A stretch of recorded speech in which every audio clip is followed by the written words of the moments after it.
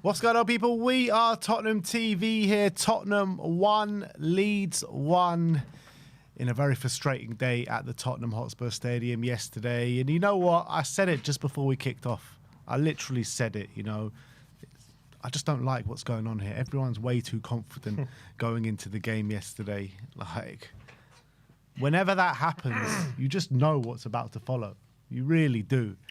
And look, I think, you know, the Brighton game, we did that, you know, all the flags and the atmosphere was incredible and just kept going. But I felt like after a few minutes in this game, obviously Leeds started the better of the two teams and they were definitely on top of us in the early stages. And you could definitely feel that nervous atmosphere from the stands, couldn't you? Because, like, it was just a bit quiet and a bit pensive and it was just very, very nervy, wasn't it? Yeah, it was a nervous game. I think a lot on the line. We know we're getting close to the end, and we know that if we would have won this game, we would have had 1 foot back in the Premier League, I think, for next season. And I think that it definitely was nervous. I thought at the beginning of the game, obviously, it was a brilliant tifo, and I thought the crowd was loud. But as you say, once we settled into the game and Leeds were clearly not going to roll over for us, and we didn't maybe have the fast start like we did against Aston Villa. Once it was quite an even game, it was quite apparent it was going to be quite an even game. You definitely felt a bit of anxiety. I didn't think it was definitely wasn't toxic or anything like that. It was just nervous. It was just nervous. And it wasn't like we were groaning with every loose pass or anything like that to that effect. It was just tense. It was a tense atmosphere. And like every time Leeds went near our goal, everyone's holding their breath, and there wasn't that kind of excitement of you know, let's go and grab this survival. It was kind of like, yeah, there definitely was a nervous energy in the stadium yesterday. And you know, a few moments early on the pitch suggested that the team were a bit nervy as well. You see Mathys it was basically crossing for Lee. I don't know what he was doing, and Kevin Danso had to bail him out at the beginning, you know. Like, seriously, what was Mathys doing at that point? So I think what happened in that moment, if I remember, so he's got the ball, he's going back towards his own goal, and he's about to dribble out for a corner. So he's like, I need some help. No one's kind of coming to help him. And he doesn't kind of have the space to kind of dig out the power for a clearance. So I think he's trying to switch it to Porro all the way on the other side. But I mean, and what he really needs at that point is someone to, like Kinski or someone to come near him to just help him clear it. He doesn't have that help. So he decides to play this kind of switch to Porro. Doesn't get enough power on it because he doesn't have enough space to get the power to get it across all the way to the other side of the pitch. It ends up being nearly a perfect cross for a Leeds player, and Danso had to get that little nick on the ball to make sure it doesn't go. It was nearly an inch perfect cross. It would have been one of the crosses of the season, you have to say, if Danso doesn't intervene. I don't know what the right thing to do. Maybe it was to give away a corner, or maybe it was to try and hit it back off the Leeds player to try and get the goal kick. I think he needed support at that moment. He didn't get it. But yeah, you can't be doing that. You can't be playing a ball across the face of your own box. That was nearly crazy. And it just goes to show maybe the decision-making at the time, which obviously led to the penalty later on in the game, which is maybe part of the reason why a lot of managers have avoided picking him from the start, you know, because definitely some of his decision-making in certain moments is not great. And it goes to show a bit of maybe immaturity from him and a bit of a lot of learning to do in some moments. Yeah, definitely. Definitely. And obviously Kinski makes an absolute wonder save in the first half as well. That looked like a nailed-on goal. Joe Rodon at the back post with a header. And looked past him. It did. I think it was past him. And he somehow clawed it out the back of his own net. I mean, that is unbelievable goalkeeping from Antonin Kinski. And he made an even better one in the second half as well at 1-0 or it was at 1-1. You know, Longstaff, and he just tips it onto the bar, and you're thinking, what is going on here? Antonin Kinski has provided 2 of the best saves you'll see this season. And that is off the back of what happened at Atletico Madrid, his shot stopping being called into question ever since he's joined the club as well. But since he's come in now, since Antonin Kinski has come in for the injured Vicario, he has been completely faultless. And I've been saying it for the past 2 weeks. I don't see a point going for a keeper that's the same age as him. If you're going to bring in a keeper, bring in a really experienced one that's at the top of their game. But I don't really see the need to bring in a keeper of 23 years of old, like a Trafford, like a Verbruggen. If we've got Antonin Kinski here, he's proving everyone wrong as the games go by. He was sensational. No getting away from that. He was absolutely phenomenal, and he was a big reason why we got a point yesterday, because those 2 saves are out of this world, especially the second one. I mean, the first one was great as well, but the second one is one of the best saves I've ever seen. But if we stay up, Antonin Kinski will have a lot to thank for him, because that's that save at the end of the Wolves game that got us the 3 points, and the 2 saves yesterday. And I 100%, and as well, the way he helps us build up is like an extra player and build up, when Vicario isn't like that, is he? We know Vicario gets the ball at his feet, he panics, he causes panic with people around him as well. He just doesn't look comfortable. Whereas Kinski, very comfortable on the ball. I think he had 8 successful long passes, I think he said yesterday. So clearly, even yesterday, his long passes are so much better than Vicario, and he can use both his feet. He just helps us, in our build-up, and beating the press and getting the ball up the pitch. Really brilliant from that aspect as well. So comfortable with the ball at his feet. And if he's adding that shot-stopping ability that we've seen yesterday, then 100% he should be our number 1, because he's showing. When we signed him, he was seen as one of the biggest hot prospect as a goalkeeper. He was still young. But he was. There was a reason why we scouted him, obviously, wasn't there, from Slavia Prague, and definitely when he first came in, there was big problems with his shot stopping. He was spilling things. He was conceding easy goals. That's an obvious fact. You could see it. But definitely, since he's come in under De Zerbi, he hasn't played too much over the last this season. He hasn't played too much up until this point. So maybe he's improved a lot of these aspects. He is young. He's good. Those things will improve. And definitely on the basis of yesterday, some of those. I mean, I don't think he's stopping that shot from Longstaff. Last season, he's not stopping that. He conceded a lot weaker shots, and the power Longstaff got on that, the fact he was able to with one-handed tip that onto the bar with that quick reflexes. I mean, that shows maybe that stuff he's definitely improving. He's improving that shot stopping ability, and on this basis, he's been brilliant. He's been brilliant. Hasn't put a foot wrong. So we have a decision to make. I think regardless of whether Kinski is our number 1, we will bring in another keeper, obviously, because we need it either our number 2 or not. But on this evidence, he's definitely putting a good case forward, isn't he? 100%. 100%. I'm so delighted for him, especially off the back of what happened at Atletico. So the mental strength he's shown to come back from that moment and to perform the way he's performing, I think it's fantastic. So I'm delighted for him. I really am. The other moment in the first half when it looked like Calvert-Lewin was onside. I mean, he was offside by literally a toe. What is a doggy doing in that moment? Because he just gets himself in a twist, and it was a stonewall penalty. If that was not offside, that would have been a penalty, wouldn't it? 100%. And I was looking. I think God, I thought he was going to blow up and point to the spot, and then he puts his hand up for offside, and it didn't look offside. So I was like, okay, maybe they're going to pull that up. They're going to check, and as it turned out, as you say, it was literally inches, millimeters, you should say, for onside. There are actually some images. Some people have been complaining, saying, did they pick the wrong frame? Because of one frame, he looks onside, but the frame they picked, he's literally millimeters on. So we definitely got very lucky in that moment. I think in that moment as well, Porro gets caught up the pitch. They play one quick interchange.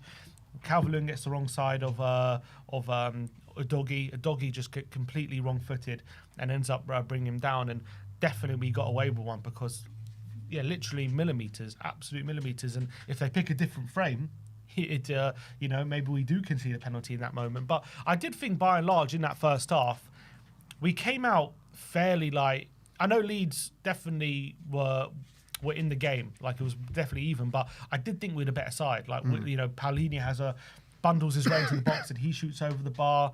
I think we had a couple of moments from corners. Bentancur has a header which nearly reaches Richarlison. We did have. I think we were more in control of the game in that first half. I think, apart from a couple of moments, as we said, that Calvert-Lewin moment and Rodon from a corner, I think by and large we did keep Leeds pretty quiet in that first half, and we looked more likely to score, I would say. But I didn't think it was I didn't feel like at half time, we missed a big opportunity to not go and winning. I think 0-0 was, or 1-0 or something would have been fairly fair. But I think I would say I was fairly happy with the first half. We had the game under control, and it felt like we were the ones in the ascendancy, albeit it wasn't I wasn't completely comfortable, but I felt we were probably slightly the better team. Yeah, we're never going to be comfortable until we're ahead in the game. That's the reality because of the magnitude of it. But Yeah, look, first half, I do think we were the better team. We had larger periods of control. I thought after the initial, first 5-10 minutes of the game, I thought we calmed down a little bit.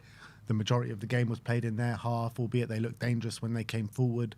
But yeah, I think we were the better team. But still, even in that first half, it didn't really look like we were going to score, did it? I thought we just had the more control of the game. Yeah, I think in terms of real clear-cut chances, you're probably looking... I mean, Paulinia's one was a pretty good chance, to be honest, looking back at it, which he put over the bar. But apart from that, didn't create too many real clear openings. Against Villa, we looked much more creative. Moani was getting a lot more involved. I thought Tell was obviously trying things, but he looked a bit better than Moani, but still he wasn't doing too much. I thought he was committing his fullback a bit more than Moani was, and winning a few more corners and stuff like that. Richarlison was pressing really well. Off the ball, I think everyone was doing their job to a good standard. It was just on the ball.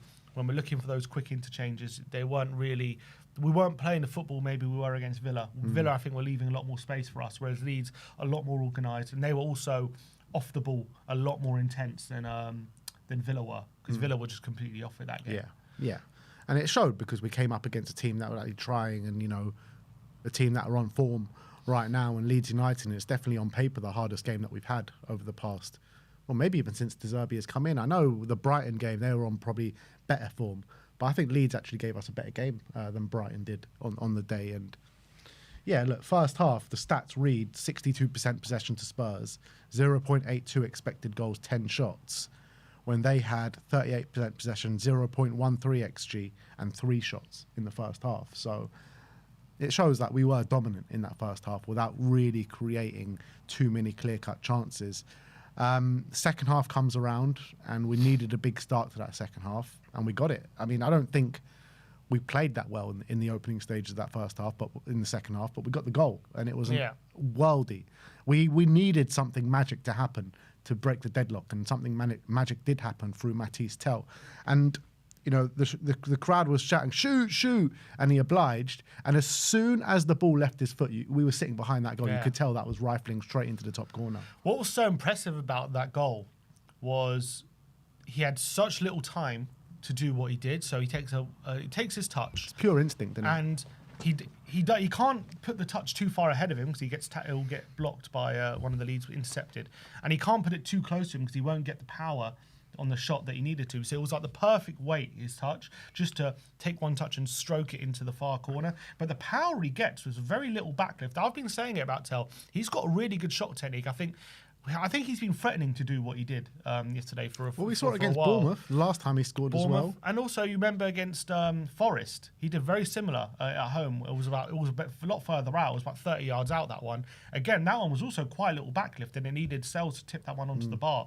So he has very good shot technique. We just haven't seen it enough in those positions. And as soon as the ball fell to him, he only had one thing in his mind, isn't it? I'm going to have one touch, and I'm just going to wrap my foot around this and curl it into the top corner. And it's a beauty, absolute beauty of his strike. And that is what he's capable of. He's got a brilliant shooting technique. He gets a lot of power on them as well.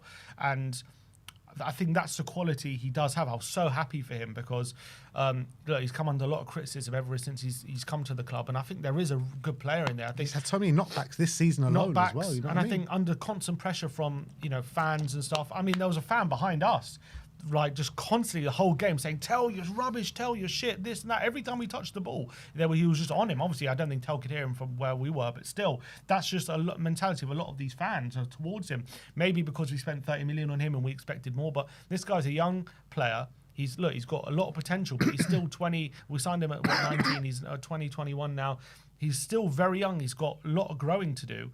But you could see with moments like that, the guy has quality. The guy is a lot better than people give him credit for. And I think he's going to be a good player down in the future. He's just got a lot of refining to do. He's still very raw. Some of the decision-making, which obviously was evident in this game, still got to work on that. But he's confident and he's got quality. And I think let him develop, a good way. And let him develop under De Zerbi, especially. I think he's going to turn into a very good player. Yeah, I do agree. Can see that. I do agree. But yeah, you're 100% right. He's very raw and has a lot of refining to do, and he needs to brush up his decision making in a lot of moments in games. And yesterday was just basically highlighted that to the max, didn't it? Because you saw the best and the worst from Mathys Tel yesterday. Obviously, the goal being the best and the worst being in the first half, what we spoke about, that moment of him crossing it in our own box. And the second one, the penalty that we gave away. And just before the penalty, which we'll get into in a second, that was the period where we had to go and kill off that game. When we scored the first goal, the next 20 minutes, I think we were dominant for about 10, 15 minutes after we scored. We had chances. There was that moment. Muani, pretty much the only good thing he did in the game was get it to the byline, cut it back, well, not to the byline, but get it into the box, cuts it back to Richarlison, and Richarlison should be doing a lot better. And, Richie, God, bless his soul, Richie, he tries so hard. He really does, but he does lack in quality. A lot of times there was one moment in the first half he gets fed through and he takes a heavy touch where he could have created a good chance for himself. Slow, didn't he, in that moment? Really slow. So like Roden caught up with him. He was ahead of him, and he just couldn't get away from him. But it was a good ball to get him in that moment, and he just takes a completely heavy touch. And then that moment where we're 1-0 up, go and kill that game in that moment, and we go and win that game, in my opinion. And he just fluffs his lines completely. And this is what I was talking about yesterday in terms of the lack of quality on a consistent basis that we have up top. Like, Richarlison's our top goal scorer this season. We know he can put it in the back of the net, but he can't do it on a consistent basis. He's like a one in I don't even know, 6 shots, 7 shots he'll score. I don't know the actual stats, but that's just what I've got in my head. And he had to do better with what he had yesterday, because those were 2 key moments in the game yesterday. And it's just such a shame, because we had the opportunity to kill that game off after going 1-0 up. We looked not rampant. We looked a lot better than we looked like confidence was starting to seep through the team. And then the penalty decision happens, and then it got completely knocked out of us. Yeah, I agree with you. I think that period is crucial. You get that second goal while we're on the top of them, while we got our foot on their necks. Get that second goal, and I think that is all 3 points there, right there. And to be fair, looking back at that chance, I think Muani doesn't help him. I don't think it's a very good ball. It's like a lot of power, and as well, it's a bit off the ground, so it makes it a lot harder for Rishi to finish it. But Rishi's finish is wild, and it's just nowhere near the target. And he would be feeling, he's finished similar chances before like that, Rishi. That's not like a chance where he would say he'd have no chance with. So yes, Muani made it difficult for him, but he's got to be doing a lot better with that.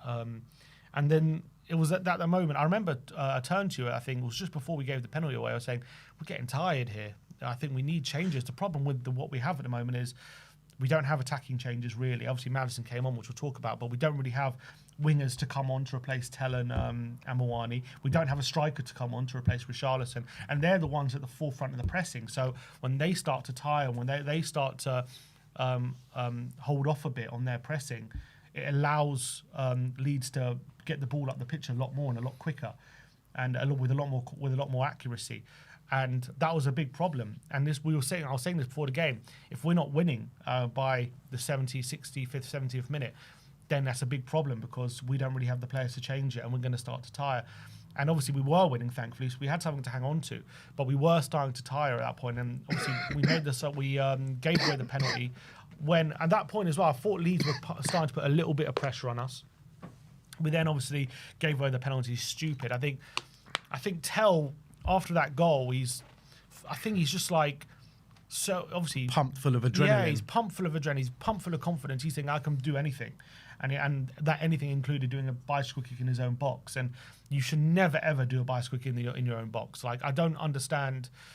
It's just nothing you should ever do, because that's what the risk you're running. Because if he goes up for a header and he loses that, it's just a clash of heads. He doesn't give a penalty. But because he goes for an overhead kick, and you're never going to be able to you're never going to be jumped properly like that higher with an overhead kick than a header. I mean, it's just a brainless moment. If he sees Ampadu's about to come in and challenge for the header, going for an overhead kick, you couldn't do anything more brainless than that. I think obviously he's not aware of Ampadu, but he should be.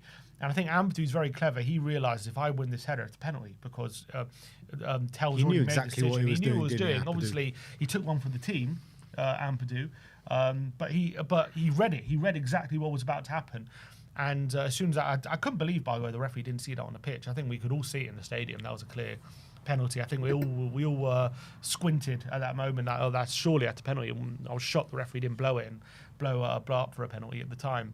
For some reason, he had to go to the screen to give it. But yeah, I think Tell, he was just so, as you say, pumped up at that moment, and that probably in a weird way went against him. And he'll learn from it. Obviously, I'm sure he'll be eating him up inside the fact that he gave away that penalty. But after that moment, and obviously it was a great penalty by Calvert-Lewin, but after that, we really started to panic. You could see that the control had gone, the passing had gone. All of a sudden, you know, the ball was every time the ball went near, like Paulinho and Danso and those players, they were just punting it forward. They weren't really interested in like being calm and composed and keeping the ball on the ground and passing it in little interchanges in midfield. Obviously, Bentancur going off probably didn't help us as well, because he's the only player who is very good at doing that for us. And him going off, we brought Bergvall on, and that probably led to even a bit more chaos, because he's a bit of a chaotic player. The thing is with Bentancur, I felt like he was really influential in that first half when we were really suffocating them at times. Second half, I think he kind of got tired pretty early on in that second half. Yeah, I'm not saying taking him off was the wrong decision, but I'm saying it didn't help that control element. Yeah. Maybe Basuma coming on instead of Bergvall might have been a better call, because he's the only other one who can, you know, give us a little bit of control. I felt like he was trying different combinations in midfield to try and get that control back. Obviously, he brought Maddison on, which did help a bit, but he went to, I think it started off with Paulinho and Bergvall on the pivot. Then he moved to then he put Gallagher back there when he brought Maddison on, and he put Bergvall to the left. I don't think that really helped. I think probably in hindsight he should have put Basuma on, and maybe put Basuma and Gallagher together and put Paulinho off or something. But I think just added that player who could get his foot on the ball and have a bit of composure would have really helped us, because it was so chaotic at that point. Leeds smelt a bit of blood. They brought Longstaff on. They had a bit of energy about them, and we were panicking. Every time we got the ball, we were just passing it to no one. We were punting up. We would just have it. We weren't having that composure we had for, you know, the first half, and it was really affecting us. And Leeds were getting back in the game. Nonto was coming on as well. He was adding a bit of energy. All of a sudden, it was a struggle. I think it did change a bit when Maddison came on, and then they announced 13 minutes added on time. Then we added that little bit extra moments of composure to get our foot on the ball and get a bit of control. But then it became a bit of a, you know, it toed and froed a bit. We had a bit elements of control. Then Leeds had moments where they looked like they could score as well. They had that Longstaff chance in that moment. You know, I think it was the second or third minute of stoppage time. Longstaff, you know, has that shot, and Kinski has to make a worldie. So like, we could have easily lost that game in the second half. We really could. But we did pen them in for the last 5 minutes, didn't we? Yeah. And I think Maddison was a big part of that. Like, I was saying yesterday, like, Maddison is the only one that looks like that he has any composure on the pitch. Everyone was just getting the ball and getting rid of it as soon as possible. And Maddison was trying to calm things down, was trying to show a bit of quality, was trying to show a bit of calm. But I guess it just wasn't enough, was it? He was the only one who looked like he wanted the ball. Yeah. There was a moment where Danso, he had a couple of times already before this had like panicked and just gone long. And there was a period where he was on the ball and he was like panicking. What should I do? What should I do? And Maddison just comes right next to him in the centre circle and like literally just give me the ball. Like, he doesn't want to even like just give me a 2-yard pass. And actually, he didn't at that time, but I think the next time he did. But at that point, like, Maddison was like the only one who actually literally give me the ball. Like, I want the ball right now. Everyone seemed scared. Everyone seemed like they didn't even want it. They just wanted to punt along and not make any mistakes. Maddison was the only one was like asking for it. I want the ball. I'm gonna get this team ticking again. And when he did pick up the ball, that was the only moment we seemed like players all of a sudden were calming down a bit. Let's move into let's remember where we should be in position. Let's remember what we've been coached to do positionally. And all of a sudden, we did start to get the ball a bit forward. He was linking our forward moments quite well with Gallagher down the left-hand side. He was winning some corners and stuff. And look, I don't think he was at his best, obviously, Maddison. I don't think he was at his freshest by any stretch. I think he's got a long way to go before we see him at his absolute best. But even him at whatever percent he was, 70% or whatever, he was still so much calmer than any of our other players that we have, and that in itself just made a difference. And it is a bit of a worrying sign going into these last two games, because when the pressure was really on us, a lot of these players just looked a bit erratic and a bit too nervy, and it took for a guy who'd been out for a year with an ACL to come on and show a bit of composure, you know. So it is a bit worrying going into these last two games, which we'll get into in a minute, but a big talking point of the game has been when Maddison goes down through a challenge. Who was the challenge by? It was Nemecha. Look, at that moment in time, I thought it was a penalty. After I saw it back, I think he does get a bit of the ball, albeit a slight bit of the ball. But it has brought up a big conversation throughout the world of football. Was it a penalty? Wasn't it a penalty? I kind of side with it was the right decision, to be honest, as much as it's hard to take. I do think he gets a touch of the ball. Do you think, though, if the ref points to the spot, do you think he's overturning it? That's what I was going to say. I think it's correct for VAR not to intervene because I don't think it's a clear and obvious error. However, I think the referee should have pointed to the spot. I think it was a penalty.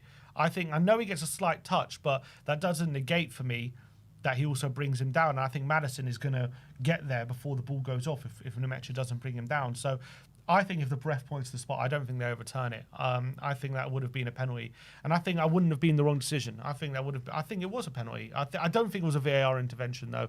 I don't want to see VAR getting involved. I bet in you those wanted decisions. to see it last night. Of course I do. I think in general, I don't want to see VAR get involved in those things because it's just too close to call. It's a bit for 50-50. But of course, you know, we haven't had a penalty all season. I think that's the big frustration for us is like any 50-50 inside the box has not gone our way. And even when we did get one against Sunderland, the VAR did overturn that one, which was also very frustrating because that also could have been given a penalty. So the fact that we haven't received one all season, every time there seems to be a close call where other teams are getting them, we're not getting any of them. That's the biggest frustration. And I also think a lot of 50-50s the referee was giving to Leeds, little niggles. There was one where Van der Ven breezed past the Leeds player, clearly got bundled over, and then puts his hand on the ball because he's been fouled. He gives a handball and gives a free kick to Leeds. So those kind of things was happening throughout. So that was a big frustration. Obviously, the referee ended up getting booed. And it's a pattern, isn't it, that we've seen, you know, the Sunderland game, the referee was just giving every 50-50 to Sunderland. It's happened a few times in recent weeks, and that leads to a lot of frustration from the fan base. Obviously, at the end of the day, we shouldn't be relying on the referees. You've got to rely on yourself. And if we could have had the job done, if we don't, it wasn't the referee's fault. Tell kicked someone in the head and that kind of stuff. So it's not the referee's fault that we drew, but definitely it's a frustration that a lot of things always seem to go against us in terms of close call, subjective decisions, 50-50s. Will always seem to be on the wrong side of them, and it's just happened the whole season, hasn't it? That's the frustrating thing. It is frustrating. It really is, and like you say, time and time again. And when you're looking down the road, it seems like it's the opposite situation for Arsenal, where they're getting all the 50-50s and they're getting all the decisions. And Gabriel can headbutt someone where he should be out for these 3 games, and you know what I mean. He's not. So it's frustrating when you're watching one scenario play out and seeing our scenario play out, and it's just the polar opposites in terms of the way the refs are reffing the games. But look, at the end of the day, if we go down, we don't have the refs to blame. We've only got ourselves to blame. So we can't hide behind these refereeing decisions because the reality is we haven't been good enough. So, I mean, it's frustrating, but it's nothing more than frustrating. It's not like they're losing us games, in my opinion. Yeah, essentially. I think they're definitely giving us bad decisions, but not too. I can't remember too many times. Well, there's some games maybe you could argue it, but I think at the end of the day, yeah, we're to blame for where we are, not necessarily the referees. But it's just every week it seems to be another subjective decision. Every time it's subjective, it seems to go against us. That's the frustrating thing. It's very frustrating, and it's like it seems to be happening week in, week out, literally non-stop. It's like a non-stop barrage of decisions going against us, but you know, we just got to be better. We got to be better, and we can override these decisions. And you know, we could have won that game yesterday if we showed a bit more quality. We could have won that game against Brighton. You know, these two games, we should be sitting here with 6 points, in my opinion. The Brighton game, Dan So makes that horrible mistake right at the end, which he didn't need to make. That horrible mistake to give away a penalty. These are detrimental mistakes for us, and these are the mistakes that could send us down. But these guys also shouldn't really be starting. Well, wouldn't be starting if the circumstances were different. We have to obviously realise Zerbi is playing the hand he's got. Of he's course. playing it brilliantly, isn't he? And fantastic. And look, obviously this isn't about criticising Zerbi. I'm just saying we are as a squad, we are obviously on our last legs. Like for a lot of these players, we are really struggling with these injuries. A lot of these players wouldn't be playing as much as they are. Even yesterday, I'm sure Richarlison played 90 minutes. You know, he skipped some training because he was so tired this week. I'm sure he wouldn't have wanted to play him 90 minutes, but he's had to again. Luckily, we do have a bit of a break between now and the next game. But you know, we have such little to bring on off the bench. it's a massive struggle. We are getting every little last bit out of the squad, I feel like, at the moment. And yeah, there is a lack of quality, but I think it's not a shock, really, is it? I think that's part of the reason why we never thought De Zerbi would be in this position. Especially after that Sunderland game, you wouldn't have thought we'd be 2 points above the relegation zone going into the last 2 games, because with all the injuries that we got and what we've shown, everyone was at that point I think even before the Sunderland game, people were coming around to the idea maybe these players are just that bad. Maybe they are just relegation players. Maybe the managers that we've had, this is all the most they can do because the players are that bad. De Zerbi has kind of reframed that narrative a bit. These players aren't as bad as they've been shown. They are a bit better, and I think we've seen that. But still, when you've got all those injuries and you're playing a lot of these players, overplaying them, and a lot of these players wouldn't be starting anyway, you're going to get some moments that we've had, unfortunately, and that's just what we've got to put up with. I think we're doing as much as we can, and as much as we want to win these games. I think we tried our best to win. We did. I think we put everything in that game, but we just weren't good enough, and that's just the reality of where we are. I think if we had a few of those players fit and available, if Xavi was in the team yesterday, Solanke was in the team, Kudus was in the team, you can name any of these players, maybe it would have been different. But this is the hand we're dealt with at the moment, unfortunately. Yeah, it's so true. And it could be the injuries that are going to send us down. Yeah. And it was a massive missed opportunity yesterday, because we all know the permutations going into it. If we would have won, we would have gone 4 points with 2 games to go. With West Ham going to St James's Park would have meant that if they don't win, they're down going into the last game of the season. Now it looks very different. Now we're 2 points above going into a game at Stamford Bridge, and West Ham got to go to St James's Park. So now a draw keeps us up, keeps us above water going into the final day, but that's not a position that we want to be in. Obviously, we want to be above water, but to go in there potentially 1 point or level points going into the final day is just going to be horrific. And seeing how these players panicked, after we conceded that goal, that does worry me a lot. If we go to Chelsea and win, then that changes everything. But I do feel that it's really fanciful to think that we can go to Stamford Bridge and win, looking at our record there, knowing the Chelsea mentality and knowing that they're going to want to do everything that they can to stop us. And you're looking at West Ham as well, massive implications on that game because they play on the Sunday. So we're going to be watching that like a bloody hawk. And if they win that game, that puts so much pressure on Spurs going in to that Chelsea game. And like I said, we crumbled a bit under the pressure yesterday. So if West Ham win against Newcastle, I really worry for Spurs now. I really do. If it's a draw or a Newcastle win, then that eases the burden a little bit, eases the pressure a little bit. But if they win, that is really worrying. Yeah, I think we would have been pretty much. I think if we would have put the pressure on West Ham to have had to win at Newcastle to stay up, I reckon they crumble under that pressure. I think they don't win at Newcastle. But now we've left the door open, and now even a draw, and it takes it to, unless we beat Chelsea, even a draw probably takes it to the last day. I think that eases the pressure on them a bit and maybe makes them play with a bit more kind of, obviously the pressure is still to get a result, but I think they're much more likely to get a result now without the pressure of having to win to stay in that fight. And with Newcastle as well, I know they've maybe turned a corner recently, but they haven't had the best season. They've conceded a lot of late goals as well. If the game is level going late in the game, will they concede another one? That's the worry as well. And West Ham have scored a few late ones West Ham have scored a few late ones. They did against Arsenal. If it wasn't that ruled out, they even went to the end. They're going to fight to the end. That's not going to be an easy game. Exactly, Everton. That's not going to be an easy game. I think Newcastle was not an easy game for them. I think Newcastle will be a tough opponent, and I'm sure they're going to give it their all to try and win that game. But the reality is there's not that much at stake for them. They're not having the best season. If they're not having a good start to the game, I think if West Ham get a foothold in the game and they're confident, they could easily take something out of that game, very easily. And even if they're losing by a goal or drawing, you can't rule out them snatching something right at the end, because that's what Newcastle have been doing. So that is definitely a worry. definitely a worry. The only way Newcastle win this game is if they're like 2-0 up by half time kind of thing, and they've kind of blown them away, which could happen.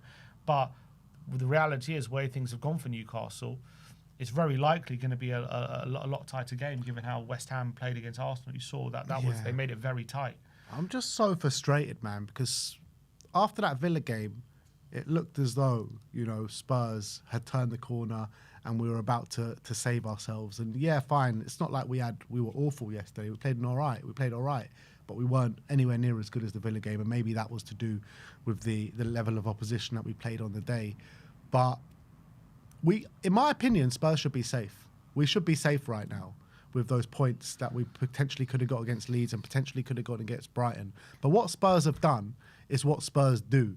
And we've bottled it in both games in two big moments. Look, not to say if that penalty wasn't given, we would have won the game, but I think it was a good chance that we could have gone and won the game. The Brighton one was actually bigger, you know, conceding that goal in the last minute with that stupid Danso error.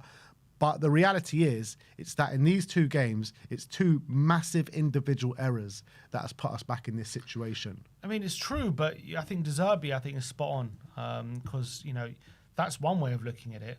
But on another thing, just remember, like, after the Forest game, how we were feeling. After the Sunderland game and De Zerbi's first game, how we were feeling and where we were. If I would have told you then, 2 games to go, we're going to be 2 points outside the relegation zone, you'd be like, absolutely, I'll take that. So obviously, De Zerbi has turned the feeling around, turned the mood around, and he's got us to a point where we're now disappointed we're only 2 points above the relegation zone. But I mean, obviously, in the individual moments, we should be, you know, we should have seen out those games. But we also, on the flip side, it's a credit to De Zerbi that we were in a position to be in those games at that point. I cannot give De Zerbi enough praise for the job that he's done at Tottenham so far. I really can't, because he has turned it around in the sense that we're believing that we can go into games and actually take something and win games. 100%. I give De Zerbi so much credit.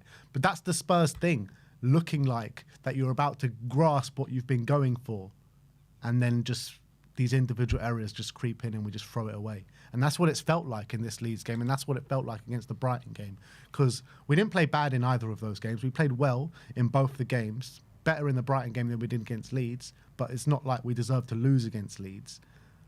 But those signs of bottling and the classic Spurs grasping defeat, or a draw in this case, from the depths of victory, has crept in again. And it's just those classic moments that we've just seen from Spurs year on, year out, since we've been following Spurs. Yeah. I mean, yeah, it's true. But that's, you got to remember what kind of team we are. It kind of never left. You know, just because we won a couple of games doesn't mean we're now a new team. You know what I mean? This is a team that hadn't won a game up until Wolves in the whole of 2026. This was a team who went, 14 games without a win, was it? Like, we were in the were we in the relegation zone when De Zerbi took over? I think we went into it after losing Sunderland. That was a team in the relegation zone, on its knees with injuries. Everyone was saying De Zerbi, he's not got enough time to turn it around. He's not got enough time to save us, which, you know, wasn't, which is on the basis of Premier League history, he'd be the only manager to ever do that. So the fact he's got us in this position, I don't kind of see it that way. I think we've got us in a position now where it's still in our own hands. I understand we could have been safe by now if things had gone differently. But at the end of the day, I think De Zerbi has turned the feeling around. I still believe that. We're 4 games unbeaten. We're not in that relegation form that we were in before. That now, if we were in this form a month ago, you know, we'd be safe already. Unfortunately, this is the amount of time he has given to him, and he's turned it around so quickly. So it's frustration. It's frustrating. But at the end of the day, we gained a point on West Ham yesterday. We went a point further away, and we still made the likelihood of us staying up more likely rather than less likely, but not as much as if we would have won. But it's still in our hands. If West Ham lose to Newcastle, then a draw at Stamford Bridge is enough. It could be done before the final day. There is a world where that happens. We could win at Stamford Bridge, and if that happens and West Ham haven't won, again, it's over before the final day. Even if West Ham do win, the worst happens, if we draw at Stamford Bridge, we're still above them going to that final day. So the destiny is still in our hands. As much as it's definitely, we could have killed it yesterday, and we could have made it near impossible for West Ham to stay up, and we didn't do that. But we've got to remember that we're not that good right now. We have so many injuries and we haven't won that many games. So it's, every game, every win seems a bit of a miracle at the moment. It's true, but what I'm trying to say, I agree with you about De Zerbi, and I agree he's done a phenomenal job since coming here, and I've already said it on this stream. But that Brighton game specifically, we had the win in our palm of our hand. We had it. We were 2-1 up going into the last few minutes of stoppage time, and we threw it away. No fault of anyone else. We are the masters of our own downfall. Even when we look like we're getting better, it's always a kick in the bloody balls when we do these stupid things that don't need to happen. They don't need to happen. It's, Danso doesn't need to do what he did. Tell doesn't need to do what he did. And that's the most frustrating thing about it. And it doesn't take away anything from what De Zerbi's doing. De Zerbi is doing the max of what he can do right now. And he's dealing, like you said, he's playing the cards that he's been dealt. He's playing his hand, and he can't do anymore. But if we're going to stay up, we need to get these detrimental individual errors out of these last 2 games. We have to. I'm saying we've bottled it, right, in a sense that in those individual moments, right, we could be safe by now if they went for us. But if you reframe the conversation, since De Zerbi taken over, have we bottled it from that point? No, we haven't. We've put ourselves in a much better position. So I think that's how De Zerbi's probably looking at it, and that's how the players should look at it. The players should look at it. We've got ourselves in a position where it's in our own hands, going with 2 games to go. We are the master of our own destiny. Whatever West Ham do, it's on us. I know our form at Stamford Bridge is awful. I know they're going to be up for it, but it's still in our hands. It's not in West Ham's hands, and that hasn't changed with the failure to win yesterday. And we've put ourselves in that position because of good form that we've showed since De Zerbi's taken over. So as frustrating as it is that we've missed out on opportunities to probably wrap up safety at this point, no one thought it would be wrapped up at this point when De Zerbi took over. Mm-hmm. So the fact that we've missed out on opportunities to do that is not bottling it per se. It's more we've done well to put ourselves in this situation. Yeah, but it is bottling it because, yes, you've done well to get yourselves in that situation, but then that's what happens at Spurs, doesn't it? We do well to get ourselves in a certain situation, and then we bottle it from those situations. So it's only bottled it if we don't get the job done. Yeah, well, we'll see what happens over the next 2 games. Because if we do get the job done, you wouldn't see this stage as a bottling. For sure, if we get the job done, nobody's going to care about these individual mistakes, 100%. But I'm talking about where we're at right this second, right now. And I'm just sitting here more frustrated than anything because I know that Spurs have played well enough in these last 3 or 4 games to get the job done in these games. We could have held out yesterday. I think if that penalty doesn't go in, I think we go and win the game. I really do. I think if Danso doesn't make that mistake, we win that game as well. So we've touched it. We've seen it. We can feel it, this survival. But now we're in a very precarious situation because of those moments. And I really don't know which way this is going to go. I really don't. Yeah, I've seen Sky Sports had us at West Ham 85%. They go down. I don't think there's any. What? Really? Yeah. Nah, no chance. I was shocked when I saw that. I thought, no way is it that high. I reckon West Ham at about 65%. Down. Yeah. Yeah, I would agree with that. I still think we're comfortably favourites because it's all in our hands. But when you look at I think I'd probably rather West Ham's games than ours. And obviously, given the Chelsea as well, that makes things a lot more difficult. But as well, you've got to remember, this is a Chelsea team. You can't forget the fact, I understand that our record there and they're going to be up for it, and you can say whatever you want, but this is a Chelsea team that I think, I can't remember the last time they scored or won at home. It's been a long time. They're in awful form. They do have a caretaker manager in charge. He's going to be 3 days after an FA Cup final as well, so they're going to be maybe hanging over from that game. So you can't rule out us getting something from that game. I know it sounds deluded given our record there, and given our record, you probably expect nothing. But you can't rule it out. I'm not ruling it out, and this is our best opportunity to do something at Stamford Bridge for a long time, since when we won there in 2018 with Ericsson and Dele Alli. But I just don't know if we're actually going to go and do it. It would just be so classic, wouldn't it, for Spurs to go into this game and Chelsea just suddenly turn into prime Jose Mourinho Chelsea and smash us off the park. It would just be so classic. Would you take a draw there now? Would I take a draw? I think I would. Because a draw just guarantees us that we're going to be, above water come the last day of the season. So I think I would take a draw. I don't know. Would you? I probably would. I probably would take a draw in that game. If West Ham draw and we draw, if we match their result, then that means a draw on the final day is enough. So that I mean I don't know on how the I last feel. day? On the last day, are West Ham at home or away? Home. I think Leeds will give them a very difficult game last game. And look, don't get me wrong, West Ham have got two incredibly difficult fixtures, as do we. We've got two incredibly difficult fixtures. And Leeds and Everton both can have nothing to play for on the last day. So we'll see what happens there. But I really thought after that Aston Villa game we'd have this wrapped up. Well, not wrapped up, but all but wrapped up come the start of the Chelsea we game. got ahead of ourselves. Yeah, we did. That's reality, which is nothing new for Spurs fans. Yeah. But we definitely did. And I don't even think it's just because I don't think it's because the team look, we drew and it's a game we had to win and we could have won. I wouldn't say should have, but could have won in this game. But we are where we are in the table for a reason. We got to remember that, and we can't take any win for granted. I tell you what, though, looking back at in hindsight now, that point that they could have gained at Arsenal against Arsenal could turn out to be a vital point. So maybe our opinions were a bit misplaced when we wanted that draw in that game because, we were adamant, we can't have Arsenal win the league, but in this kind of situation, it doesn't matter. If we stay up by a point, it would have been that point that they lost through that VAR decision at Arsenal. Completely right.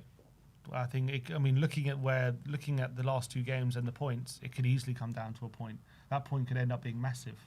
Because if it was 1 point right now, it changes a lot going to these last, the Newcastle and Chelsea games. That means if West Ham draw, we would have to win to be able to, and we draw, we would have to win on the final day. A draw wouldn't be enough. Yeah. Whereas now, if West Ham draw and we draw, a draw on the final day is enough. So it does change a lot. It gives us a lot more possibilities right now at that point being lost. So in hindsight, it was very good for Tottenham that Arsenal won that game. I know, which is mad to think about. What do you think it will be at St James's Park? Because I've got a feeling West Ham are going to go there and win. I really do. Got this horrible feeling. I think they go in there and snatch a draw. I think they snatch a draw like a 1-1 or 2-2 or something. So if they do snatch a draw, that means we go into the game 1 point ahead. We win the game, we're safe. Correct. At Stamford Bridge. If we draw the game, we just need to draw. We need a draw last game of the season to be safe. I mean, that wouldn't be the worst case scenario. If we're 2 points clear going into the final game, I think that's a really good position to be in. Yeah, I'll take that. Although I wouldn't want the team going for a 0-0 and end up losing right at the end. I wouldn't want the team going for a draw. You know what I mean? I don't think De Zerbi would go for a draw. No, I don't think he would. But I think at least that means if we're in the lead going to the final knockings, we need to concede 2 goals rather than 1. And that's a much better position to be in. But like we keep saying, if West Ham do go and win and we start that Chelsea game inside the relegation zone by 1 point, then the pressure. I don't know if Spurs are going to be able to handle that pressure. I think we lose if we're in the relegation zone against Chelsea going into it. I think we'll lose that game. I think the pressure would be too much. We can't have West Ham winning. We cannot. If West Ham win that game, I'm very worried. If we're not in the relegation zone come the final day. Sorry, if we are in the relegation zone on the final day, I think West Ham win that game. But then, if West Ham do lose to Newcastle, because you've got to remember, Newcastle are the favourites for the game. Yeah. They're at home, last home game of the season. They got to finish above Sunderland for their own morality. It's a big game for them in that sense. Obviously, they can't achieve anything this year, but that's the only thing that they've got left to fight for. They don't want to have the embarrassment of finishing below Sunderland, that's for sure. And they're just getting Bruno, Tonali, Joelinton all coming back, and they look a lot better. So it's not beyond all realms of possibility Newcastle do go and win that game. And if they do win that game, we only need a point in the last 2 games to be safe. Yeah, 1 point in the last 2. So, so it's still all for West Ham. Still need to win that game, really. I think if they're gonna, I think I mean, a draw's. If you're a West Ham fan, you don't take a draw from that game. Right They now, need to would win. you? They need to They win. need to win. If they win, they're right in it. If they draw, though, it's still very much in Tottenham's hands. Tottenham are massive favourites, I think, going into these last two games, but anything can happen. Literally anything can happen. It's hanging by a thread. It really is hanging by a thread. We could have put ourselves in a commanding position yesterday. We didn't. We got to move on, and we got to get the job done. And it's all riding on that game at St James's Park. I really believe that. Well, I think it's riding on that, but I think Stamford, regardless of what they do at St James's Park, I think a lot of it rides on that game at Stamford Bridge. It does, but why I say everything's riding on that game at Newcastle, because if they do go and lose, obviously we only need a point, so that's massive. If they win, like we both said, we don't know if Spurs are going to be able to handle that pressure. Yeah. So it majorly matters what happens. I mean, I would have preferred us to play Chelsea maybe even before West Ham plays, just so we don't have to worry about all that kind of stuff. But now, not only do we have to play after, but we've got to play 2 days after as well. So they've got all that, the Monday to think about it. And, De Zerbi's got to get their head right come that Stamford Bridge game. Yeah, I think it's definitely an advantage to play first, I think. And so West Ham just know they just need to go and win. Yeah. Oh, man. What are the chances that both of us win both our last 2 games? Imagine that. That'd be too crazy. Can't see it. No, that'd be too crazy. Can't see it. Oh, man. But yeah, we have got a nervy couple of weeks coming ahead. We keep saying it, this weekend's the weekend, but this weekend is the weekend. Newcastle have to do us a favour. So if you're watching any Newcastle fans, if you're watching... They're all saying they want to rest everyone and give West Ham the win. They want to finish below Sunderland, do they? They say they don't care. They said rather relegate Spurs. These guys, man. I hope they don't do a Villa. Oh, no. Look, the players won't have that mentality. And I'm telling you, the match-going fans inside the stadium are not going to have that mentality as well. The proper Geordies don't want to finish...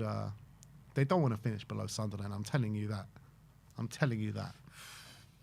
Definitely nervy, though. It's definitely made it a nervy ending. But, you know what? We're doing it in true Spurs fashion. We don't do it the easy way if we're going to do it.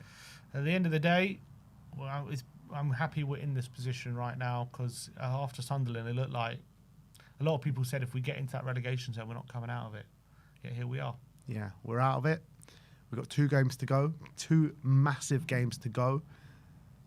We just need to get some points on the board at home. We have not won a home game since November, which is crazy. And we've been so close over the last 2 games, 2 home games, and much better performances. So I think that's where the anxiety comes in. We're relying on getting a result at a ground we never get a result in 2 grounds that we never get results exactly. And getting a result at home, which we never win. So exactly, you look at that and you're thinking, have we left ourselves in a really bad situation here? Mm-hmm. But on the flip side, we are 2 wins and 2 draws in our last 4. We are playing a lot better than we were. Chelsea are not the same Chelsea we usually go to. It's actually a lot of similarities, just the inverse of the Battle of the Bridge. I can see another Battle of the Bridge happening because at that point they were having a horrible season. They had a caretaker manager. They had nothing to play for. And all they had to do was scupper us, and obviously we were going for the title at that point. Yeah. And now, obviously, we're now relegation, but in terms of like the makeup, again, they're having a horrible season, caretaker manager, nothing to play for. And it's a very similar situation. And you just know it, man. I'm telling you, Chelsea have shown no fight over the past month, 2 months, however long it's been. They're going to be full of fight in that game. You just know it. What is better for us? Chelsea to win the FA Cup or to lose the FA Cup final? Probably to win it, right? I don't know. It's a tough one. If they win it, they might be partying for a couple of days and be completely off it. But then again, that could give them the shot on the arm they need to remember that they actually got good players and they're a good team. And if they beat Man City in a cup final, imagine the confidence that gives them. But I mean, they won in the semi-final and then got embarrassed to Nottingham Forest B team. Yeah, but that's Leeds. Still an FA Cup semi-final. It's an FA Cup semi-final, but they didn't. Well, it wasn't exactly an amazing achievement to beat Leeds. Look, they've done well. Don't get me wrong, but it's not the same as being City in a cup final to win a trophy. That would be different. That was like you'd have to put in a really good performance to do that. So if they win, that could give them lots of confidence to just go and beat us and take that momentum into that game. But if they lose, you could say maybe they want a reaction to that, and like no better game to have a reaction to that than Spurs. I think probably what's best is if they definitely go into like penalties or something, extra time penalties, try and tire them out as much as possible. maybe get a red card or two. Because they play the FA Cup final on the Saturday, then we play on the Tuesday. Yeah. So it's still a small turnaround. Yeah, and obviously we're going to have 8 days break. So to get them as tired as possible, but we know they've got a bigger squad, and going to the later knockers that game, we're probably going to be tired anyway. Well, big couple of weeks ahead. How do you guys think it's going to all pan out? What is West Ham going to do at St James's Park? What are Spurs going to do at Stamford Bridge? 2 incredibly difficult games, and I don't think anyone can call it. Nobody can call how these 2 games are going to go. There's been a lot of people conspiracy saying they're manipulating it so this relegation goes to the final day. That's why we're not getting the decisions. Maybe Premier League are getting what they want, I tell you. Yeah, Sky want the viewers on the last day of the season. But look, that is the relegation permutations. We're going to get into player ratings in just a minute. We're going to get to Super Chats first. So if you haven't already, get your votes in and cast your player ratings with the link pinned to the live chat. In terms of Super Chats, I think we've had 1 or 2 that have come in. Amir. Oh, I can't do it. My thing's There you go. frozen. We are staying up. Believe. Kinski unreal saves. Let's smash the Blues and secure our place in the league. Come on, you Spurs. Big Come up on, the Amir. We Are Tottenham TV. Come on, family. Amir. Big up. Michael Hellman says, the fact we are giving Chelsea and Chelsea fans the opportunity to break us. De Zerbi is awesome, but this team is poor.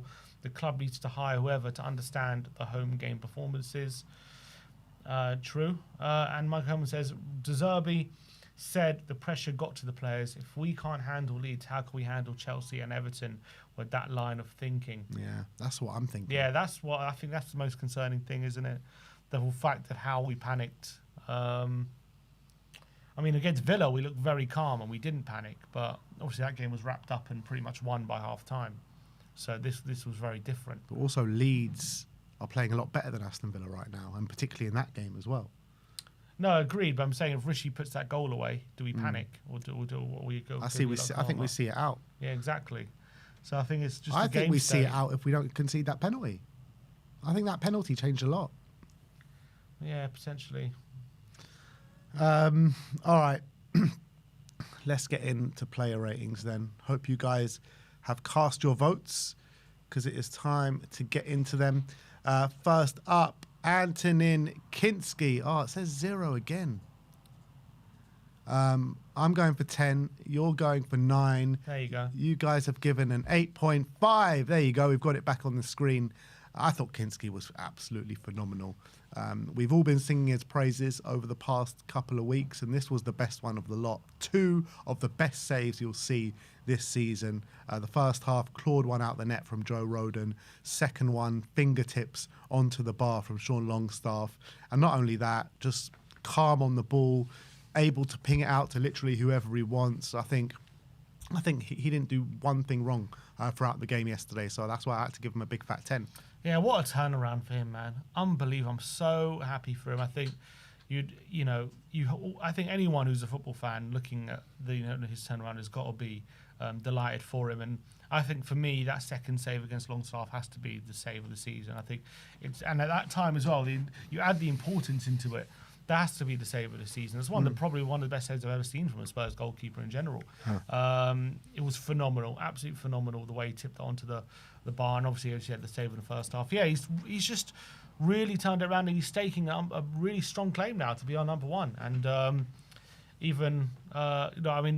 Zerbi reiterated that Vicario is still our number one keeper, but surely does he believe that with how Kinski's playing? I don't see Vicario playing the last 2 games. No, you can't take Kinski out of the team right now. You just can't. He's playing too well. Particularly, the biggest question mark was his shot stopping, and he answered a lot of those critics yesterday. Next up is Pedro Porro. I gave him an 8. You gave him a 7. You guys gave him a 5.9. Pedro Porro. I think that's 6 now. Someone's just got in their vote, but I think 6 is a bit low for Pedro. I thought Pedro was phenomenal yesterday. I really did. I think defensively, I think he was absolutely on point. The amount of crucial interceptions and tackles he made, particularly in the second half, I think was fantastic. From an attacking perspective, he played that ball through to Richarlison, I believe, and Richarlison takes that heavy touch, got to be doing better.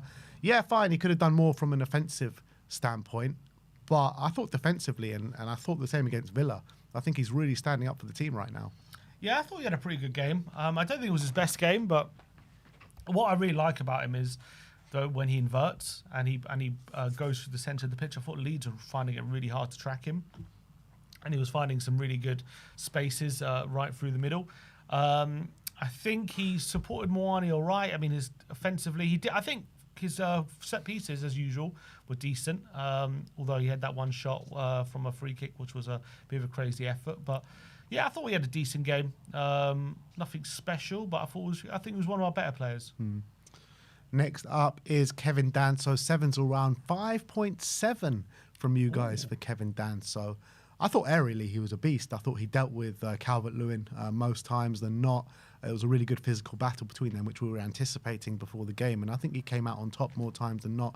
He saved us massively with that erratic Tell crossfield ball where he had to get something on it. Otherwise, a Leeds player was in, and he did. Yeah, look, you get your struggles with him on the ball. You know what you're getting with Kevin Danso. But I think he had a good game yesterday. Yeah, I think definitely when we were panicking, he was one of the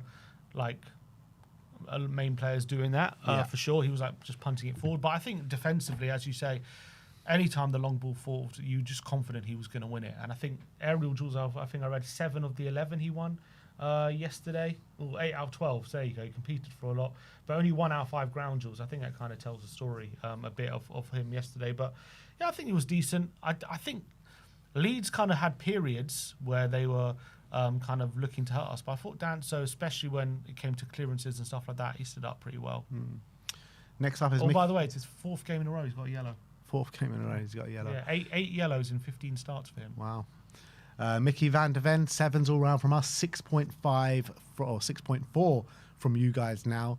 I think Mickey, it was a quieter game for him than we've seen in the last couple of games, but still, I think he defended well. A couple of big moments from him at the back with some key tackles and interceptions. Yeah, I thought he led the line pretty well. Yeah, a couple of moments as well. He looked astride the midfield, and Leeds were definitely tracking that and stopping him. And a couple of times, they even robbed the ball of him. There was one moment where he thought he was fouled. He put his hand on the ball, and the referee gave a handball, and he was getting very frustrated with that. But I thought, by and large, yeah, he was pretty confident. Yeah, I think he had a pretty decent game. Destiny Udogi, 6s all round from us, 5.9 from you guys. Obviously, that moment in the first half, he is so lucky that the ref blew for offside, or the VAR judged Calvert-Lewin to be a toenail offside, because if it wasn't, and it was so tight, he gives away a penalty, and we're harshing him a lot more harsh today. I just thought he was a bit quiet on the day, nowhere near as good as what he was at Aston Villa. Didn't really impact too much going forward. Yeah, I expected more from Udogi, to be honest. Yeah, didn't link with Tell as he usually does on that left-hand side. I think he wasn't really running beyond him as much. I think clearly he was. He didn't want to play him 90 minutes. He took him off for Spence on 70, whereas I think last week he kept him on. So yeah, it wasn't his best performance. Destiny Udogi, I think, wasn't really supporting the attack that much. I think defensively he was okay. Didn't have too much problem with him. He did a couple of times he played the ball down the line into trouble and nearly cost us. But I think by and large, he was okay. Next up is João Palhinha. 6s all round for João. Gets his standard yellow card in the game. It was a bit of a weird one, that yellow card. But yeah, you guys giving him a 6.1. And he just was nowhere near the levels of what he was at Villa Park, let's be honest. I don't think he got maybe the space. I mean, he was coming back into that right-back position and trying to build attacks from the back or build it forward from the back, and he just wasn't really able to do so like he was able to do that at Villa Park. But, you know, he was full of energy and industrious play and full of, you know, winning the ball back at times. But, yeah, it was nowhere near as much as an impact that he had at Villa Park. Yeah, obviously he nearly should have maybe got a shot on target early in the game with that shot that went over the bar. I think definitely as well in the last 20 minutes, he kind of panicked, but also stood up for the team off the ball at the same time. Like, there was a couple of moments actually he went a bit headless chicken and was like running, chasing shadows, and Leeds nearly took advantage of it. I don't think he was covering. Maybe he wasn't as like industrious as he was against Aston Villa. Wasn't winning like every duel, but he did win a lot of duels still. I think on the ball against Aston Villa he was a lot better than this game. I think on the ball he wasn't that great, to be honest. Wasn't playing enough maybe adventurous passes, and definitely when the going got tough in that key moment, he did start to panic a bit, was miscontrolling the ball, was passing it just erratically, and needed changes to kind of settle him down. I would have maybe looked at maybe changing him for Basuma, but he obviously took off Bentancur, so he didn't want to change another senior midfielder at that point. But yeah, I wonder if this game wasn't as suited to him as the Villa game. If we're going to have that kind of game, that battle of the bridge game that you anticipate at Stamford Bridge, you need him in the team, in my opinion. I agree with that. But yeah, 7 out of 14 ground duels won, 3 out of 5 aerial duels won, and 3 out of 4 tackles won as well. So, I mean, he was still very important on the day, in my opinion, but just nowhere near the impact that he had at Villa Park. Next up is Rodrigo Bentancur, 7s all round from us, 6.4 from you. I thought he was our best player in the first half, really controlling things where Spurs had the most control in the game. Bentancur had his best period in the game, so that's no surprise. Had that header, which maybe could have gone in the back of the net. I think, did the keeper save it, or did it go just over the bar? Bentancur, it was, it nearly fell to Richarlison in the back post. He had a header and just flicked wide. But yeah, I thought he was very good in the first half. In the second half, I thought he was just tiring as he got taken off. So maybe it's just the culmination of how many games he's played and just coming back from injury.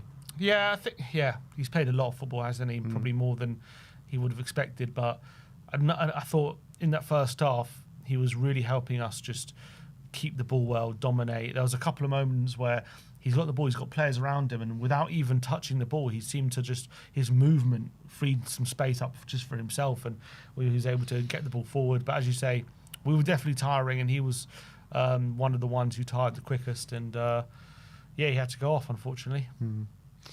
Next up is Randall Kolo Muani, 4s all round from us, 4.2 from you. I was getting so frustrated with Muani from the stands yesterday. It just felt like anything he was trying, nothing was coming off. And it wasn't for the want of trying, because I think he put in a big effort in the game yesterday, and he was always trying to take on his man, but he just never could.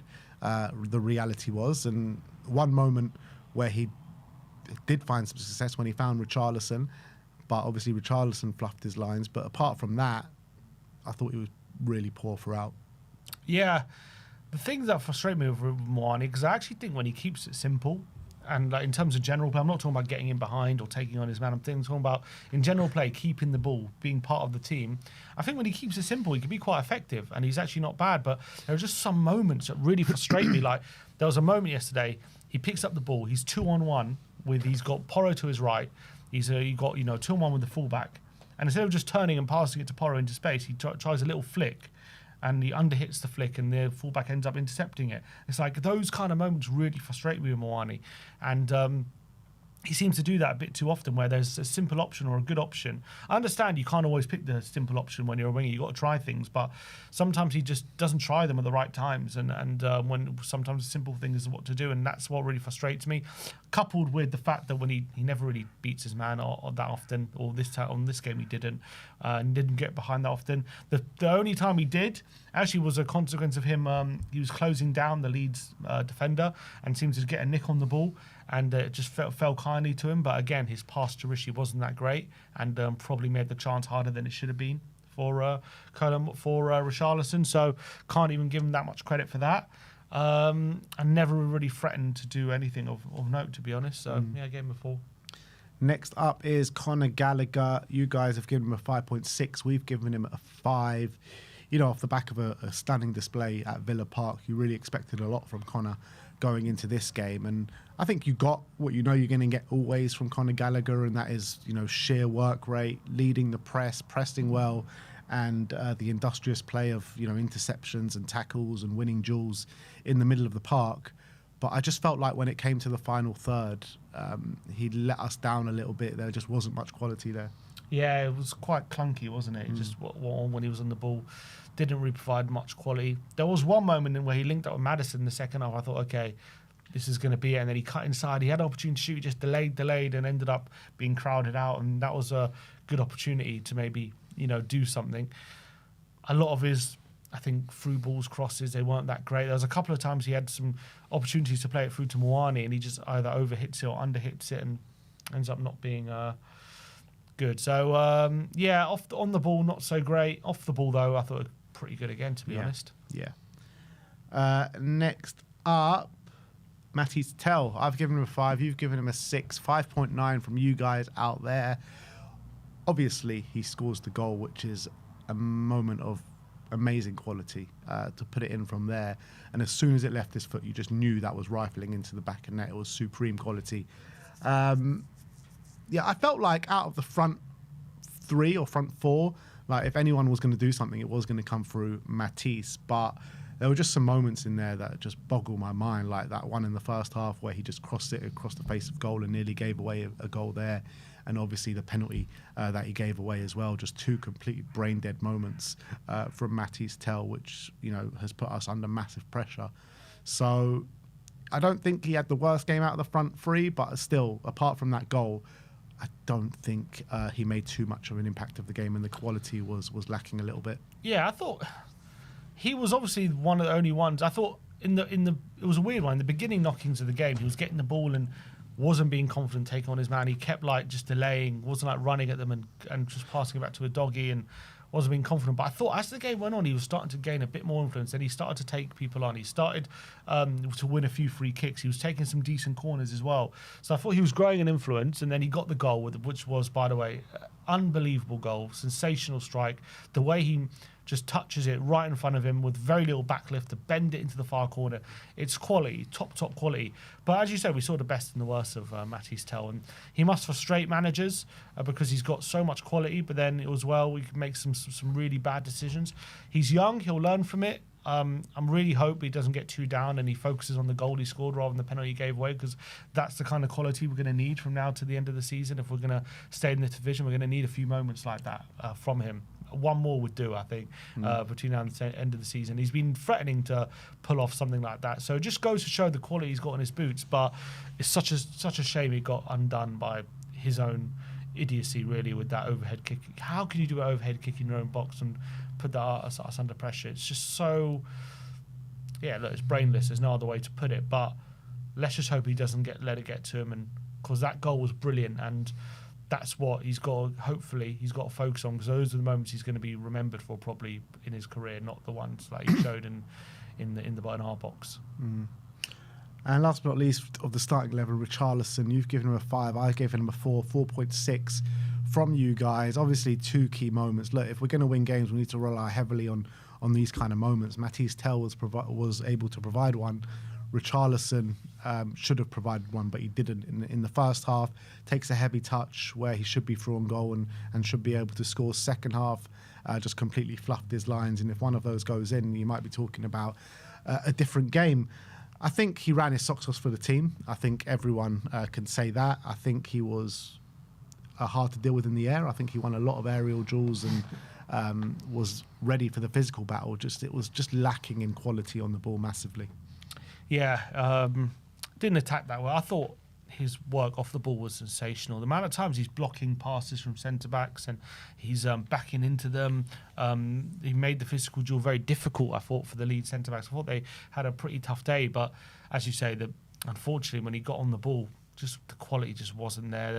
Even when there was a couple of times Maddison fed him and he was free on the left-hand side and asking him to do something, create something, shoot, just wasn't there. And obviously that big moment he had, fluffed it completely. He should be doing a lot better with that moment. But he's trying his best. He's doing everything he can. But unfortunately, sometimes, a lot of the time with him, unfortunately, the quality's not there. But I can't fault his effort. Yeah. In terms of the substitutes, Maddison, good to see him back on the pitch. It's really good to see him back on the pitch. And we give him a 6. You guys giving him a 7.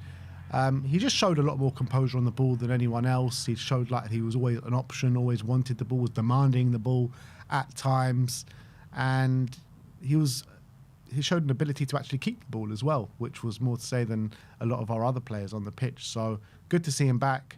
Hopefully see him more over the next two games, and he could be pivotal in us staying up or going down. Yeah, it's going to be interesting to see how much part to play is going to have between now and the end of the season. But it was fantastic, the reception he got. That was one of the highlights of the game. Obviously, seeing his name get called by De Zerbi and him taking his shirt off and him coming on the pitch and getting that reception. It was a great moment for him.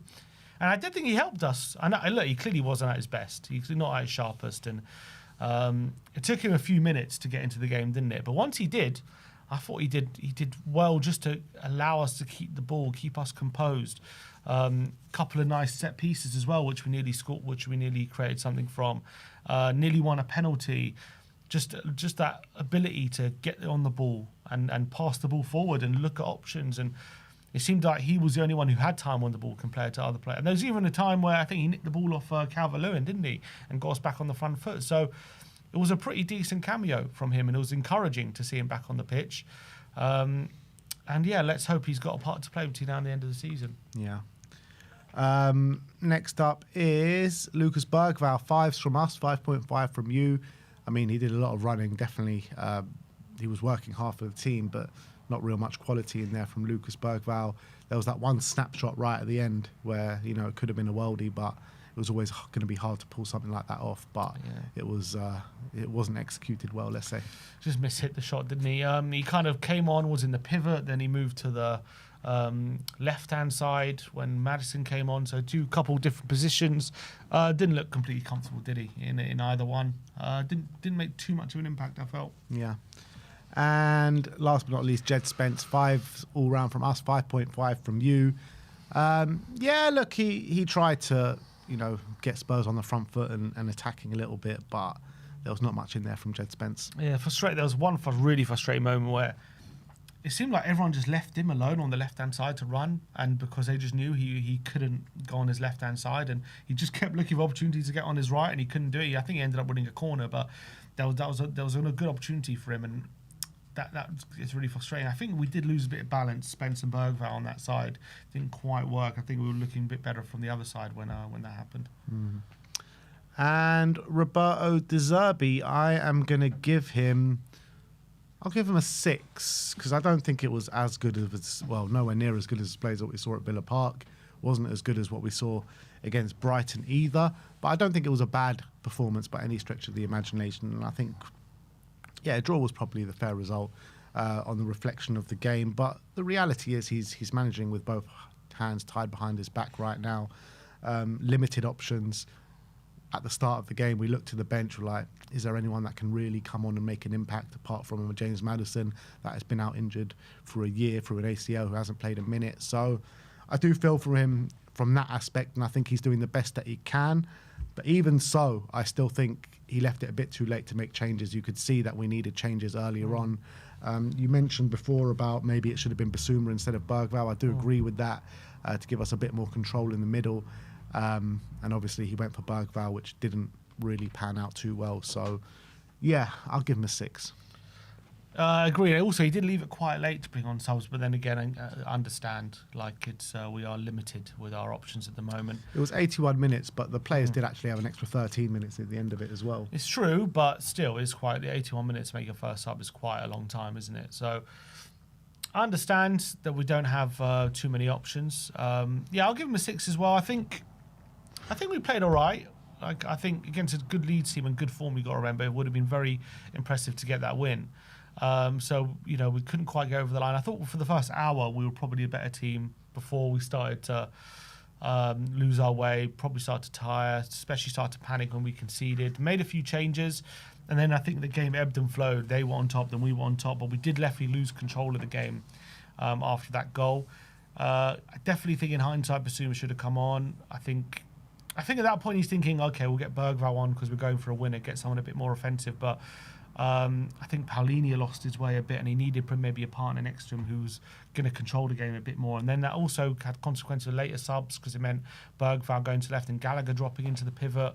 Whereas if we just had Basuma Paulinho, I think that would have been a bit better. Even for Maddison to have those two behind him would have been better, in my opinion. So subs didn't quite come off. Could he have brought Sousa on instead of Spence potentially? Could that have been a better offensive sub? I thought he should have brought on Spence for Moani. You know, with about 20 minutes to go. I think if a doggy couldn't finish the game, yeah, then you can bring on Sousa a bit later on in the game. That's what I'm saying. Could he have, if he took off a dog and put Spence on, could it have been Sousa, or does he not trust him whatsoever? Because I think him would have been a bit of a better sub than to go for a win than Spence.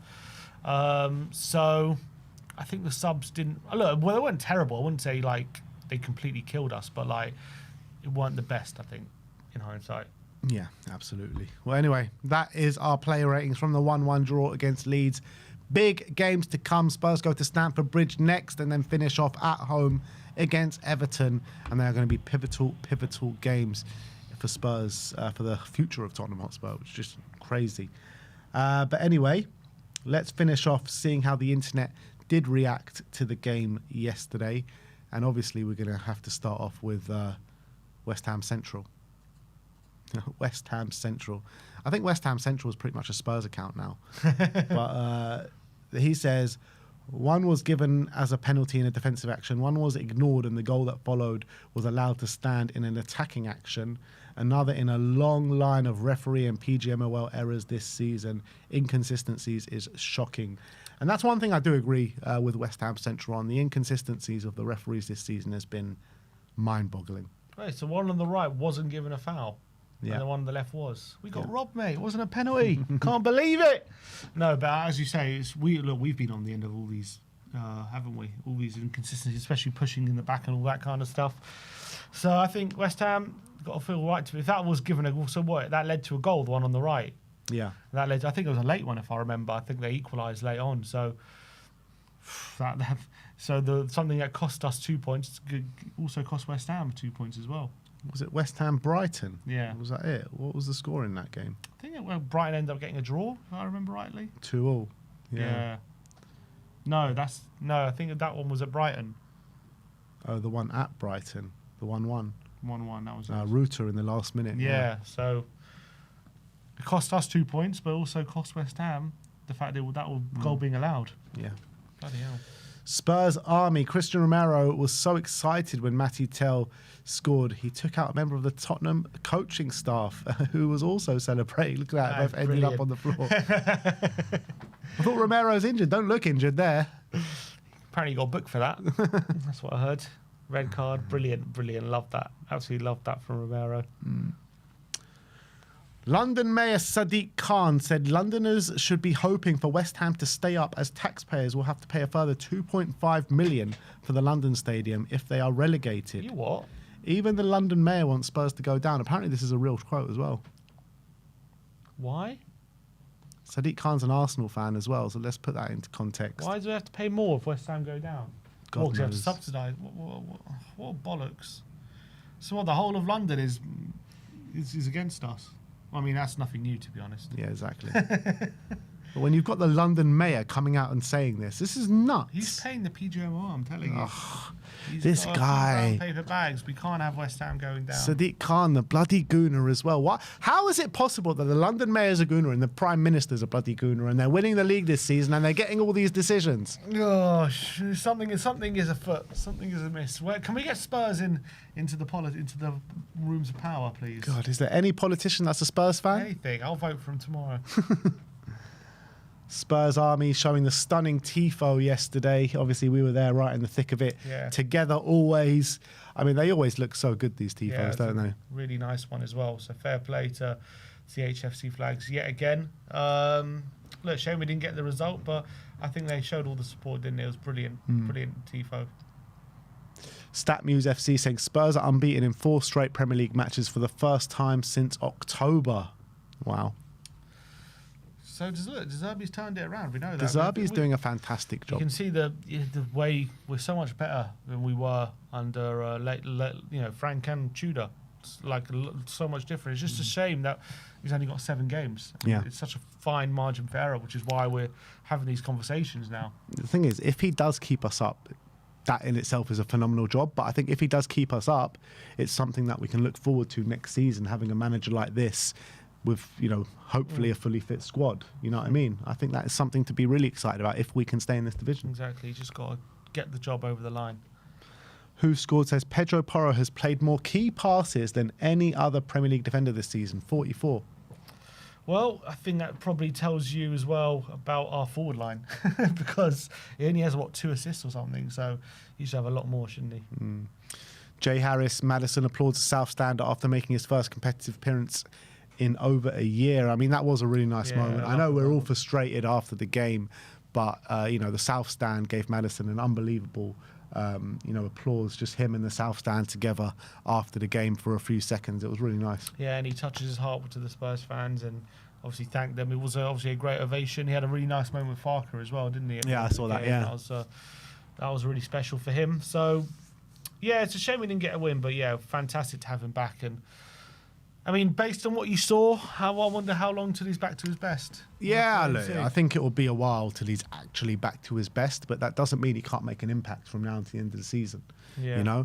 I think he'll get half an hour at Chelsea and then maybe start the last game of the season against Everton. We all had that feeling, didn't we? Oh, he's going to do it, isn't he? He's going to do something. And when he won that, we thought he won that penalty, we thought that was the moment. That was it. And he probably would have taken it. Yeah, I think so. I guess who else has... Rishi has taken a few. Has Maddison, he's never taken a penalty for us, has he? Well, that's because we've never had a penalty since he's joined. It would have to be him, I guess, because Tell was off the pitch. I think Tell might be our penalty taker. Yeah, I think Maddison would have taken it. Yeah. Mr. Black saying, how is it possible for Tell to be so good and such a effing idiot at the same time? Yeah, we're all wondering now, aren't we? That moment from Mathys Tell yesterday just reminded me so much of the consistent moments that happen with Spurs, like Lamella at the Emirates, scoring a Rabona. What was it? Wasn't it Puskas, that goal? Yeah. Puskas winning goal and then getting sent off a few minutes later.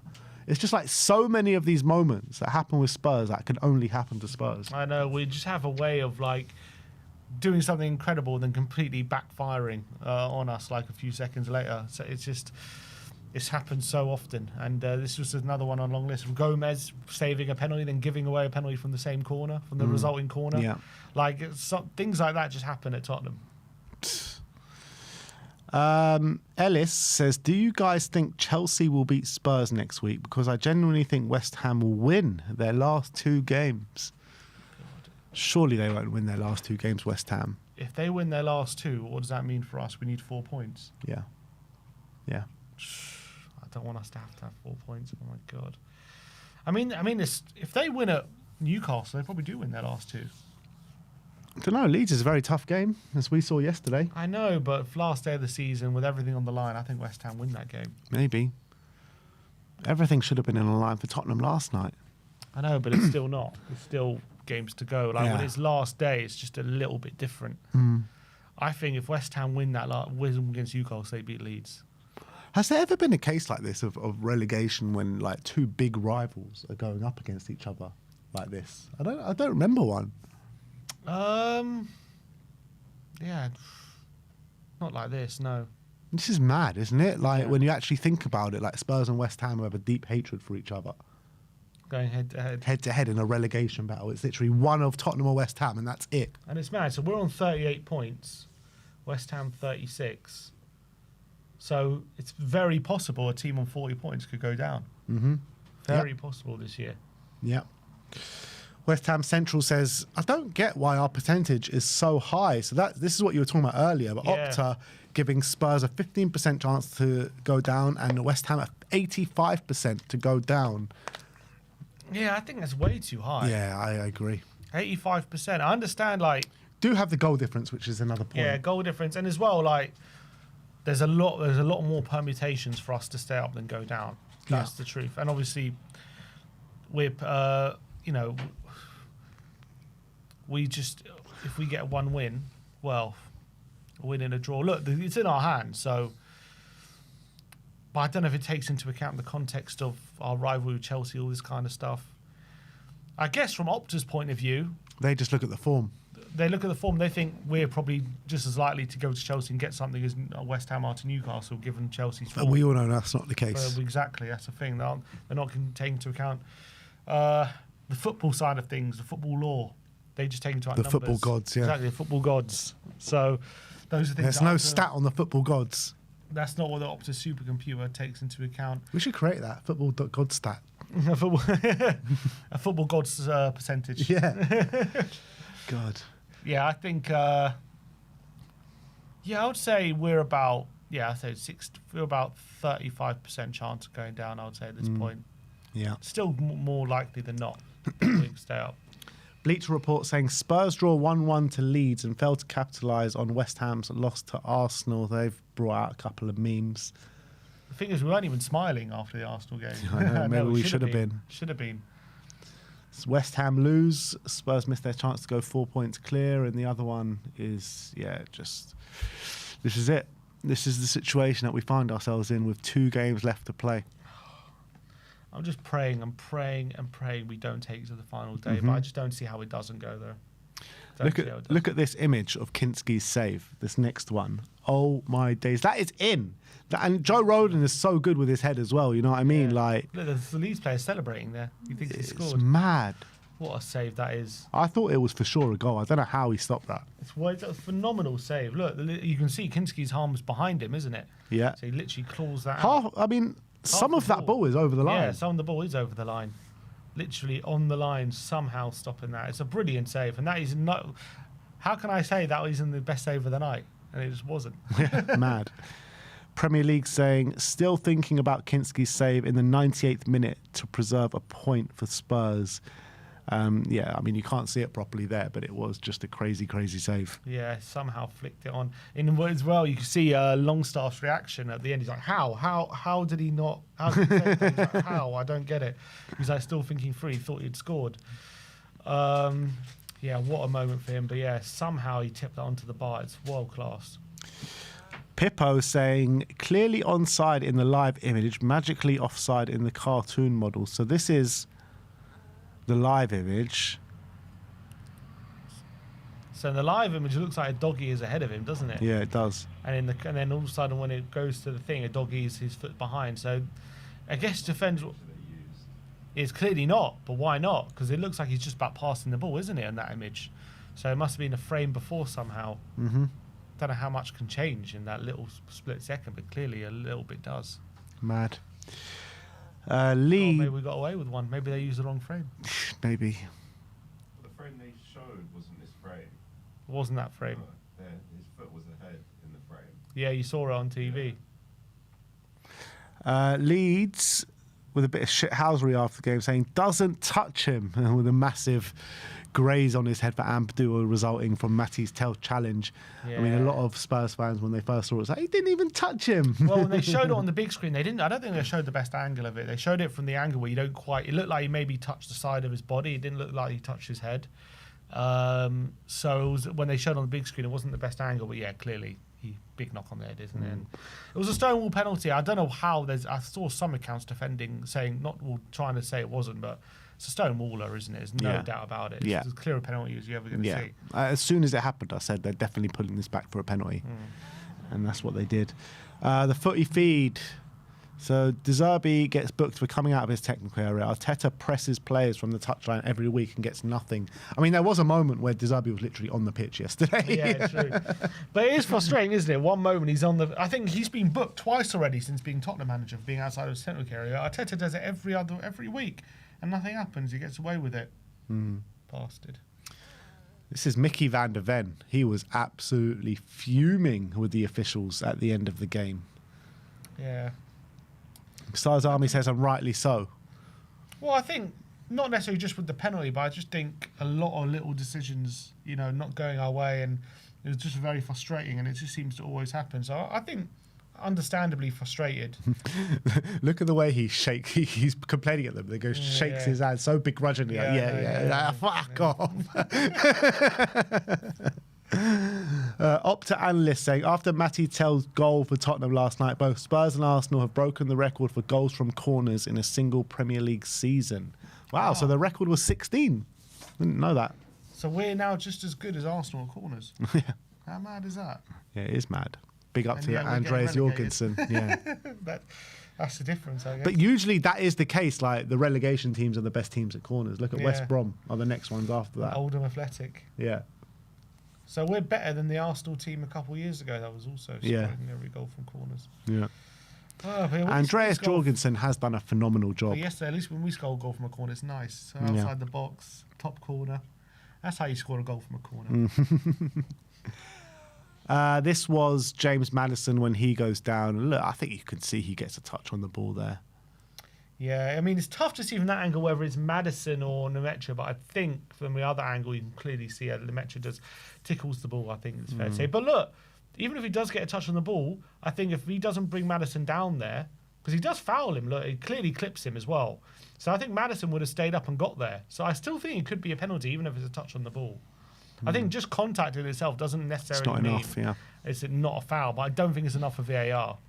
Because how many yellow cards do you see these days where a player gets the ball and makes a strong challenge, but it's still a foul and a yellow card, right? Lots of times. Yeah. I think Paulinho got booked in this game. He did, yeah. For getting the ball and making a foul.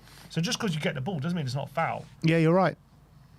So I do think it's a foul. I think that is a penalty, but I think it's not enough for VAR. Here's another angle of it. Yeah, so you can see Lemaitre just gets a little touch, doesn't he? Yeah, slither. Tottenham tweeting out Coys with a white heart. Mathys tells celebration. Yeah, life was good then, wasn't it? Life was very good in that 5 minutes. But yeah, that is the way the internet did react to the game yesterday. I want to give a big up to all of you for joining us today. Any more? This members chat, member 55 months, Fabro Tiaz says, don't forget that Leeds is one of the informed teams in the league. 1 point is a good result. Come on, you Spurs. I mean, it's not really though, is it? I mean, it might be come the end of the season, but sitting here right now, knowing that we could have gone 4 points clear, we were 1-0 up in the game, it's just a hard one to take. Yeah, I understand. I think fans are understandably dejected because we had a chance to really put safety. Like we had a chance basically to put all the pressure on West Ham and also potentially not even have to get another point. We could have had literally the job done yesterday. Yeah, that is the chance to do that. So the fact we didn't do that is majorly frustrating. But at the end of the day, we are where we are for a reason. We're not a great team right now. We've got a lot of injuries, and we're just doing everything we can. And a point. I think at the end of the day, I think having slept on it, you just got to take it, and it's still in our hands. Yeah, and that's it. This shame it just hangs so finely in the balance. So that's the thing where we just could have put it on, not beyond doubt yesterday, but we're still in our hands. Yeah, we could have put it in both hands yesterday. Now it's just in like one hand. But yeah, that is it. We'll be back tomorrow for more, and we'll see you then, people. Like, subscribe, and comment. And as always, come on, you Spurs.